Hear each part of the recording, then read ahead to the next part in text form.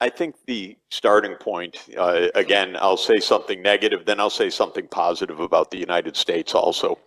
But a starting point is basic.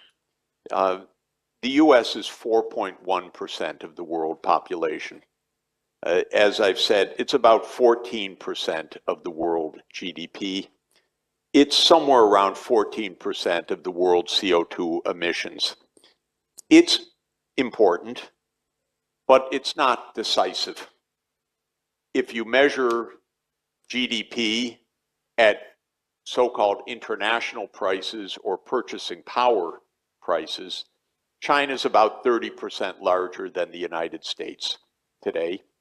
And as I just said, the United States has a counterpart of 86% of the world. The United States is not only diminishing in its relative size and importance, but for the moment, it's abandoning international responsibility. The US has announced that it's leaving the climate agreement, the Paris Agreement. The United States is basically leaving many multilateral activities, also the World Health Organization and others, because the reaction to the loss of status is, I don't want to play with you if I'm not number one. I'll be number one some other way. Don't tell me what to do. And so the United States is in a psychological funk, as I explained. It doesn't want to play by the rules. It doesn't want to play by trade rules. It doesn't want to stop its emissions. It doesn't want to fund the UN and many, many other things. But the rest of the world has not changed course as a result of this. You do not have the rest of the world standing up and saying about Donald Trump, finally, that's what we wanted in leadership. It's not happening. What's happening is everybody's scrambling. What do we do? How should we act? And so forth, but not how do we follow the United States on the way out of all of these multilateral objectives. That has not happened. What is happening at the UN level is a different kind of understanding, and that is we will not have unanimity on the global agenda right now, but they're using a phrase, substantial consensus, meaning that most of the world, in fact, a vast majority of the world continues to be signed up to the agenda, while one or a few countries are not. And this, I think, is our reality right now, that first of all, the global agenda is not being upended. Now, having said that, it's also not being achieved. And it's not being achieved because most of our time is wasted in conflict and division right now. The leaders, even without the United States, are not getting together to talk about climate. They're every day talking about war.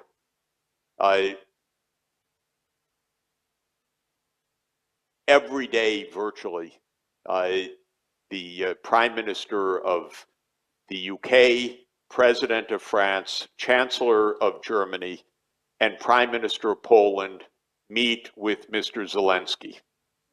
For what purpose, I have no idea. But they don't have day jobs anymore. They want to say every day we stand with Ukraine. Okay, this is a different kind of delusion, which is that we don't have to talk about peace, we should just talk about war. So while the US is absenting itself, Europe is in a different kind of frenzy, that it's lost its big protector, which it has. The United States will not defend Europe in the future. But the truth is, Russia's not going to invade Europe.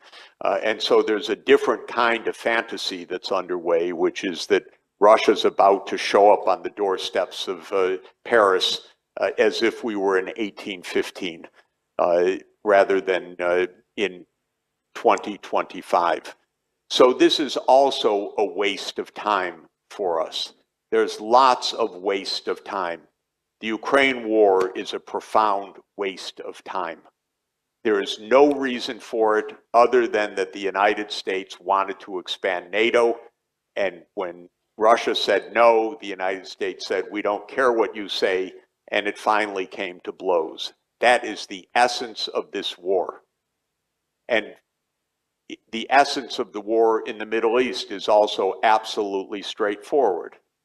Israel says, we want everything. The rest of the world says, you get half. Israel says, we want everything. The United States says, we'll do what Israel says. 185 countries say, divide the property. It's actually not half. If you look at what Palestine was at the time that Britain took it over in 1921, Israel, under its 1967 borders, was already 78%. But that wasn't good enough for the radicals in Israel. They want 100%. And Palestine isn't supposed to have even 22%. So we're wasting our time on something that's absolutely obvious. 185 countries say 2 states, and the United States and Israel say, no, Israel dominates. And until that's resolved, the war will continue, this tragedy. And all it takes is one change of vote, not Israel's, because Israel has no veto, but the United States. It just drops the veto on a Palestinian state, and peace will actually come to the Middle East. It's quite amazing. These are problems that are a waste of time that can go on for decades. And of course, they're tragedies, they're disasters, but they're not complicated at the core. The only thing that makes them seemingly complicated is all the propaganda that surrounds them. But if you step back a little bit and understand the basics, they're not even complicated. And so the point is that the agenda is not disappearing. And the capacity to actually implement the Sustainable Development Goals or the Paris Climate Agreement or the Biodiversity Convention is much stronger today than 5 years ago, and incomparably stronger than 20 years ago. It just doesn't feel that way because no one's talking about it right now. All of the discussion is about the war in Ukraine or about Donald Trump's tariffs or about banning foreign students from Harvard University or something completely irrelevant to our world. We're wasting our time.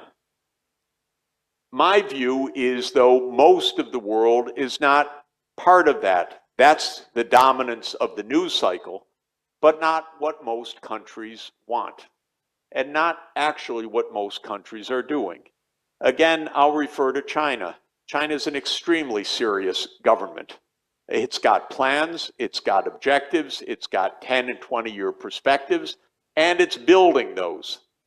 And it's not subject to these day-to-day news cycles in the same way.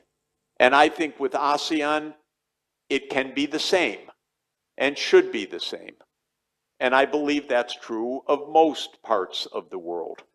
So I'm truly not pessimistic in this. I'm frustrated. I'm a little shocked at my own country, but I actually have watched it pretty closely for 50 years.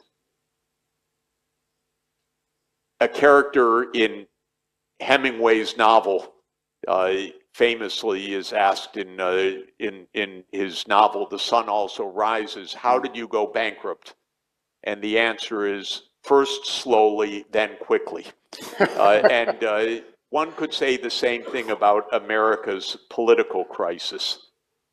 A long time slowly, and now very quickly. But it dominates the news cycle, but it doesn't dominate the real attention of the world, and shouldn't be allowed to. Our biggest danger is that these conflicts get out of hand. And here, let me say a word in favor of Mr. Trump. He actually does not like war. This is the best news imaginable. Boy, does he like money. He likes big airplanes. He likes all sorts of things. He likes golf, as we were discussing, but he doesn't like war. He is not a warmonger. And he is making peace with President Putin. And he's being attacked for it in the United States. But he's doing absolutely the right thing. And he's making peace with Iran, except that everyone in the United States is yelling at him, don't do that. But his instinct is, yeah, make a deal. There might be some money in it. And that is actually good. So it's not all negative, even in that way. This president does not like war. Joe Biden either liked war or just wasn't there part of the time, and someone else liked war. But we had 4 years of war, and Trump's actually trying to wind them down. Yeah. So all of this is to say, I know you asked me the question, are we losing the whole agenda? The answer is no. We're not losing the agenda. And the climate disasters are going to keep the agenda front and center no matter what. But we are distracted to no end right now. And our politics is so weird in the country that used to count a lot. What the world needs to do is learn not to focus on that little bit of the world and to keep the focus on the right things for the longer term.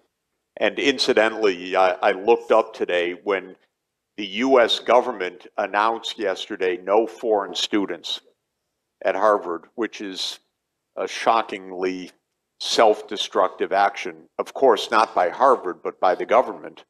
59% of the Kennedy School is foreign students. And that's one of the great prides of great universities. This is a terrible thing. I hope that a court will rule it illegal, which is quite possible, and that this doesn't go into effect, but this remains to be seen. I think there are many things, I can't answer that in 1 minute, unfortunately, so I am going to take a couple of minutes because I think it's important.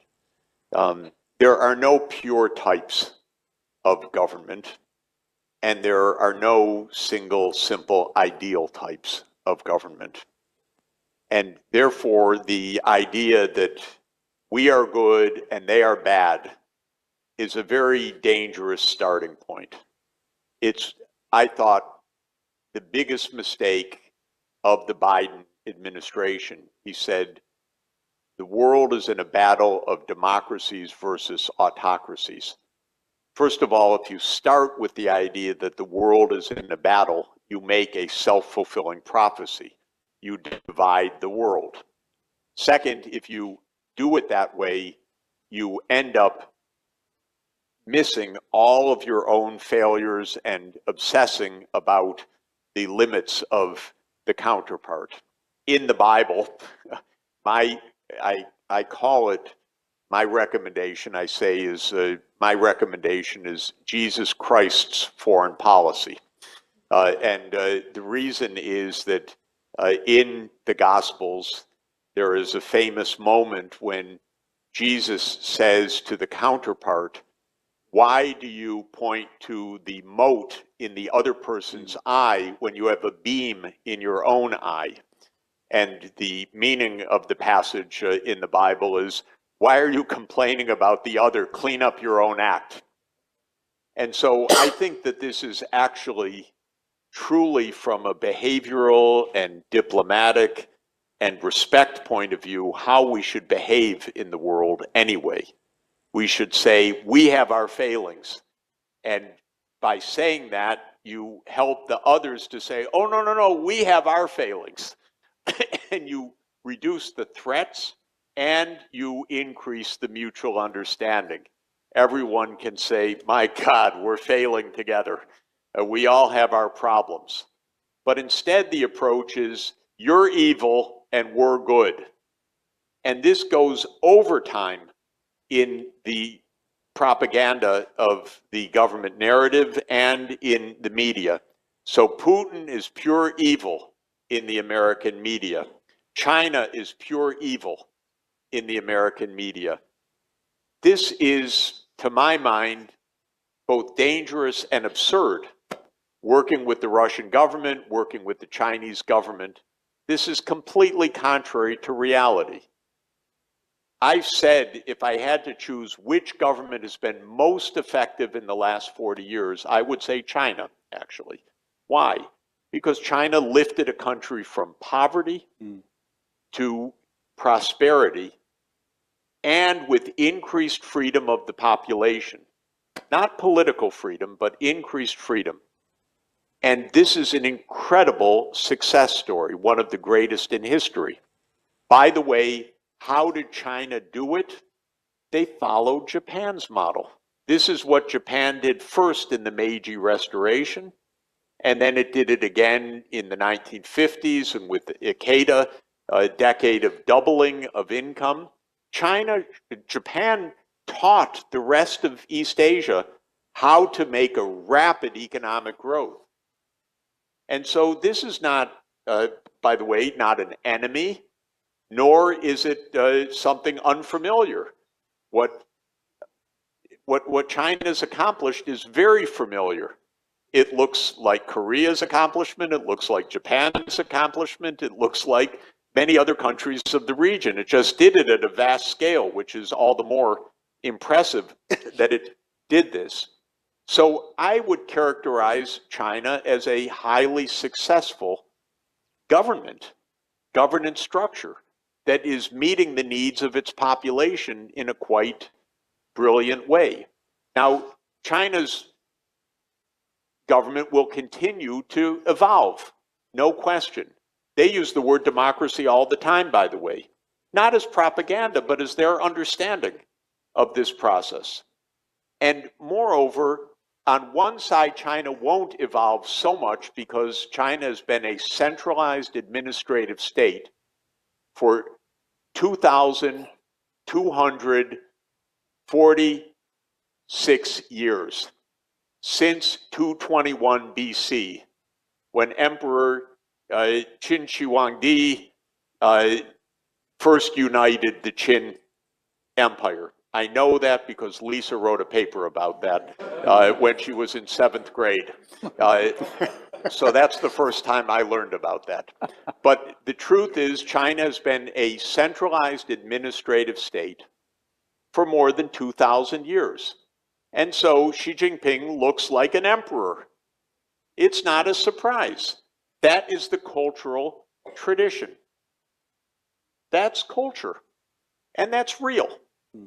But it can be successful or not successful. It can be cruel or it can be benevolent. One of the most interesting writings on politics in Western history was actually the first book on political science ever written, 2,350 years ago, by Aristotle. It's called The Politics. He invented political science. He invented almost every field of Western study, actually. But he invented political science in this book, and he said, there are multiple forms of government, but each form can be good or bad.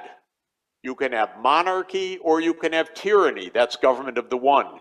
You can have aristocracy or oligarchy. That's government of the few.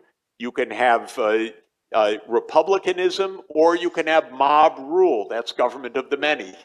So you can't just look at the form and say, is that good or is that bad?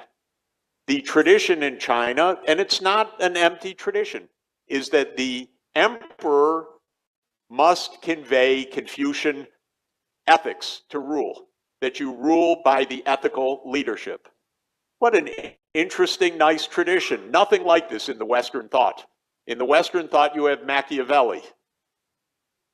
But in Confucian thought, you have the emperor who leads with virtues. So I don't classify governments the same way.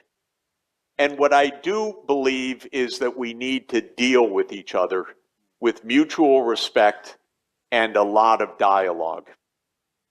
I started my day actually with a Zoom meeting with members of the Diet, Japanese Diet today, and with academia in a meeting that took place, I think it was in the Diet building. I'm not absolutely sure because it was on Zoom. But what I said there, and I'll say again, Mr. Ambassador, is that Japan and China and Korea should increase the diplomacy and not be divided by the United States in this.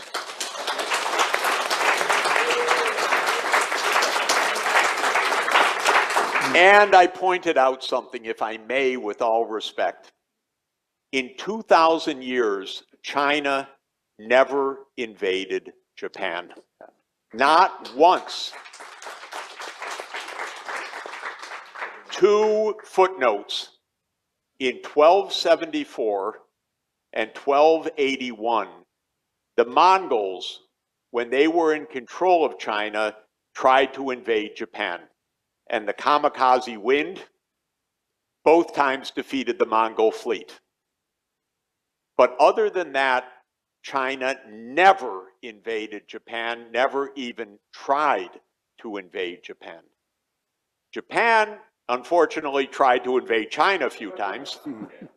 The first time, apparently, was 1592, when Hideyoshi, the regent of the time, went mad and decided to take over the world, starting with an invasion of Korea that was a prelude to invading China. He failed, as you know, and died in 1598. And then Japan invaded China several times, starting from 1894 up through World War II. And there's a very poignant book, actually, by a great colleague of mine and a teacher, Ezra Vogel, whom you must have known. Ezra Vogel was a great scholar of both China and Japan. He died a few years ago, but his last book was called China and Japan Facing History. And he said, I love both countries, but they don't get along that well. So I want to write the history of the relations of the two countries. And the relations are the following. As two Confucian civilizations, they were at peace for most of 2 millennia. Amazing. Think of Britain and France. They were at war for most of 2 millennia. Literally, every year for hundreds of years sometimes. But China and Japan, no. The monks would come, they would bring back calligraphy, they would do all sorts of things, but they weren't at war, other than the examples that I just gave. And from 1368 until 1839, there was no war between China and Japan. That's from the beginning of the Ming Dynasty to the arrival of the British in the Pearl River in the First Opium War. No war other than Mr. Hideyoshi going mad in a brief escapade. Other than that, no war. It's sometimes called the Confucian peace because there was a system, but it was basically a peaceful system of trade, some tribute which was symbolic, but completely peaceful.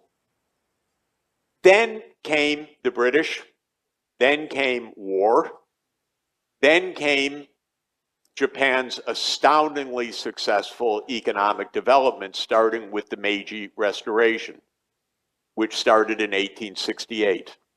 And Japan did something completely brilliant, which was in 1871, it sent a mission of leading ministers around the world, because you couldn't Zoom then. And so they went around the world for 18 months, called the Iwakura mission, and they studied who does the best of everything. And they came back and they peacefully implemented all of that. Who made the best central bank? Who has the best constitution? Who has the best universities? Who has the best of each? The best army, and so on. And they took all the models and adopted them remarkably, with one little rebellion, the Satsuma Rebellion in 1877. Other than that, peace. It was the most successful transformation, and Japan industrialized. But here's my point. Upon industrializing, Japan attacked China in 1894. And two of the leading diplomats, Chinese and Japanese, met each other, and Ezra Vogel tells this story in the book. And the Chinese diplomat is crestfallen. Why did you attack us? We're Asian. We're being invaded by the Europeans. Why did you attack us? And the Japanese diplomat says, I'm sorry, but we've joined their club. That's literally the quotation. You know, Japan industrialized. And so it joined the imperial club for a while. Now, we're in 2025. It's time for Japan and China to say, we're together on this. We don't need American military bases. We don't need to be divided by outsiders. There's no reason. There's no threat. China's not going to invade Japan, period. There's just no threat. And my view is, just a little secret for all of you, if you all get together, you absolutely will dominate the world economy. There won't even be a comparison.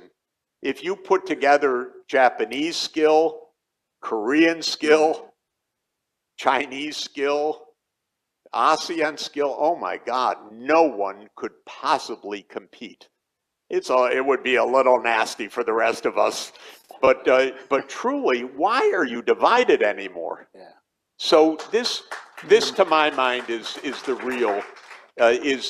real suggestion, and to put it to a test, diplomacy is the key, and diplomacy means talking. And I would like Japan's foreign minister to say to Wang Yi, look, you're big. You're 10 times larger than we are. How can we be safe? And I'd like to hear Wang Yi's answer to that, because that would be a very good question to ask. And I would like the Europeans to go to Mr. Putin and say, look, we feel endangered. How can you make us feel better that you're not going to invade some other country after Ukraine? And I'd like to hear the answer to that, because it's a valid question. I'm not worried about it, by the way, for 100 reasons, but it's a fair question to ask. What's not right is to stand at the sidelines saying, you're an enemy. We build up our military. We do this, without even trying the diplomatic approach. Diplomacy requires a table and 2 chairs. The military requires $1 trillion a year. Which do you think is the better deal?